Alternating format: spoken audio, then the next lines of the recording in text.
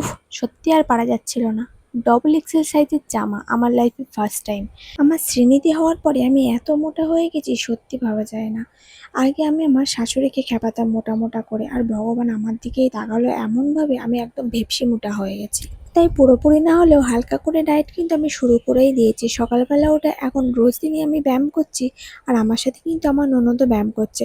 আর আজকে একটা স্পেশাল ব্যাপার হচ্ছে, আমার হাজবেন্ড বাড়িতে আসছে অনেক দিন পর, সেই 6 মাস পর আজকে এসে ওর মেয়েকে দেখবে।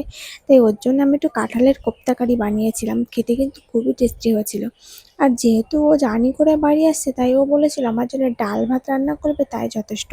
তবুও আমি হালকা করে একটু করেছিলাম কাঁঠালের কোপ্তা কারি, খেতে কিন্তু দুর্দান্ত হয়েছিল। আর ও বাড়ি আসছিল আর ভীষণ ঝড় বৃষ্টি হয়েছিল, তার জন্য কারেন্টটাও কিন্তু ছিল না। বাড়িতে এসে যখন পৌঁছেছিল তখন প্রায় রাত 12টা বাজে। তার জন্য তখন আর ভিডিও করা হয়নি। আর সকালবেলা আমার মেয়ে তো তার বাবার কোল থেকে নামছেই না। এবার সোজা যাবো যে লাগেজের মধ্যে কী আছে দেখব।